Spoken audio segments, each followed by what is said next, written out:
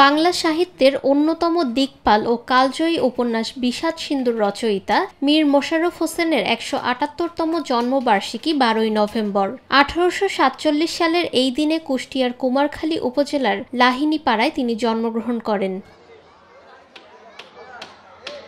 বাংলা মুসলিম সমাজের অর্ধ শতাব্দীর জড়তা দূর করে আধুনিক ধারায় সাহিত্য চর্চার সূত্রপাত ঘটে মীর মোশাররফ হোসেনের শিল্পকর্মের মধ্য দিয়ে।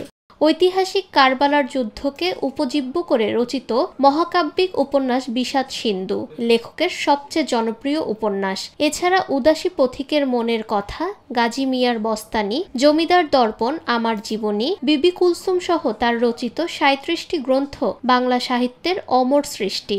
কালজয়ী সাহিত্যিক মীর মোশাররফ হোসেন ১৯১২ সালের ১৯শে ডিসেম্বর মৃত্যুবরণ করেন তার পৈতৃক বাড়ি রাজবাড়ী জেলার পদ্মদি গ্রামে।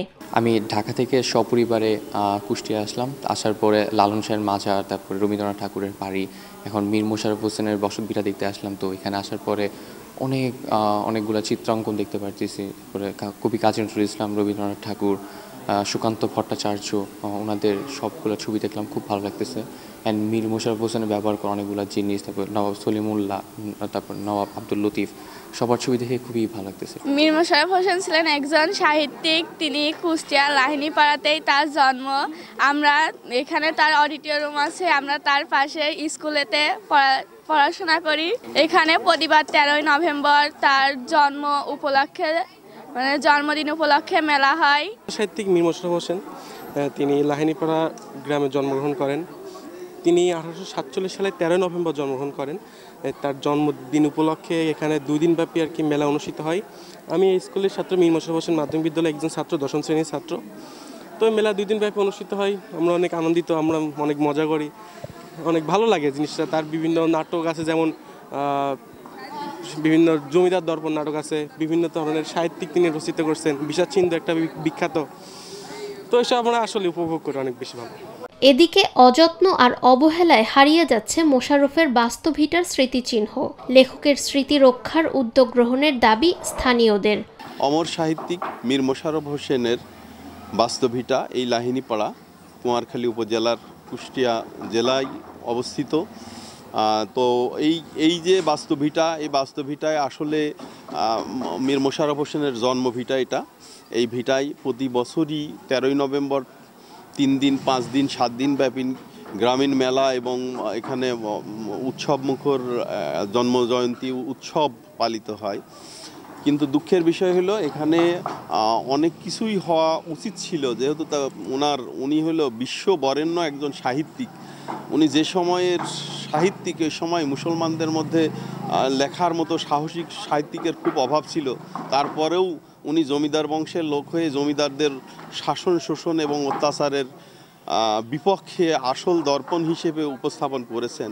তার এই উচিত বক্তা, একজন উচিত লেখক, ইনার স্মৃতিকে জাগরিত করার জন্য এই বাস্তবিটাই অনেক কিছুই হওয়া উচিত, যেটা আপনাদের মাধ্যমে সরকার বাহাদুরের কাছে আমি আবেদন করি আপনারা যথাযথ ব্যবস্থার জন্য লেখালেখি করবেন এবং আমাদেরকে সহযোগিতা করবেন। ধন্যবাদ। প্রতি বছরের মতো এবারও লেখকের জন্মজয়ন্তী উপলক্ষে তার বাস্তভিটায় কুষ্টিয়া জেলা প্রশাসনের উদ্যোগে ২ দিনের অনুষ্ঠানের আয়োজন করা হয়েছে। গতকাল সন্ধ্যায় এই আয়োজনের উদ্বোধন করা হয়। অমর কথা সাহিত্যিক ও কালজয়ী ঔপন্যাসিক মীর মোশাররফ হোসেনের বাস্তবিতায় তার ১৭৮তম জন্মবার্ষিকী অনুষ্ঠান, সেটি ১৩ এবং ১৪ নভেম্বর ২০২৫ উদযাপিত হবে। ১৩ তারিখ সন্ধ্যায় প্রোগ্রাম আলোচনা অনুষ্ঠানের মাধ্যমে শুরু হবে। তারপর জেলা শিল্পকলা একাডেমির একটি পরিবেশনা থাকবে এবং এবার বিশেষ আকর্ষণ সেটি হচ্ছে মীর মোশাররফ হোসেনের কালজয়ী উপন্যাস জমিদার দর্পণ পালার পূর্ণ মঞ্চায়ন এটি অনুষ্ঠিত হবে। ১৪ তারিখ দ্বিতীয় দিন, সেটি সমাপনী দিন হবে এবং সেদিনও যথারীতি আলোচনা অনুষ্ঠান, সাংস্কৃতিক অনুষ্ঠান এবং শেষে নাটক থাকবে। বিষাদ সিন্ধুর শেষ পর্বের এজিদের পরিণতির অংশটি মঞ্চায়ন করা হবে।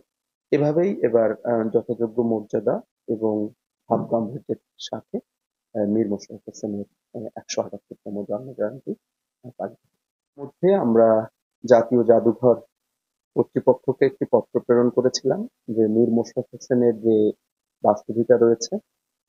সেটি আমাদের কাঙাল হরিনাথের আরো একটি মিউজিয়াম এখানে রয়েছে কুমারখালীতে, যেটি জাতীয় জাদুঘর কর্তৃপক্ষ রক্ষণাবেক্ষণ করে বা ব্যবস্থাপনা করে। আমরা একই রকম একটি জাদুঘর ওখানে স্থাপনের জন্য পত্র প্রেরণ করি। তার আলোকে জাতীয় জাদুঘর কর্তৃপক্ষ থেকে 3 সদস্যের একটি টিম ইতিমধ্যে জায়গাটি ভিজিট করেছে। আমরা জমির কাগজপত্র প্রস্তুত করছি।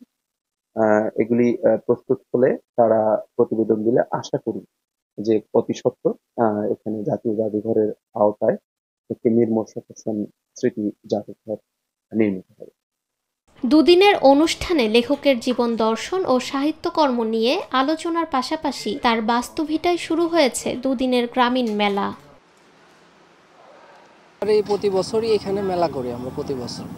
তো এর আগের বছর আলহামদুলিল্লাহ ভালো ব্যবসা হয়েছে, এবারও আশা করি ভালো ব্যবসা হবে। দোকানও এবার আগের তুলনায় বেশি, ব্যবসা আগের থেকে আলহামদুলিল্লাহ ভালো হবে আশাবাদী। এর আগের বছরও ভালো হয়েছে, এবার আগের তুলনায় অবশ্যই ভালো হওয়ার ইনশাল্লাহ। প্রতিবার ভালোই লাগে, আমি প্রতিবারই এখানে আসি এবং দর্শক ভালোই চেনে আমাকে, কিন্তু তারপরেও আমি প্রতিবারই আসি। আসার পরে ইনশাল্লাহ ব্যবসা খুব ভালোই হয়। নিরপেক্ষ, সত্য প্রকাশে আপোষহীন।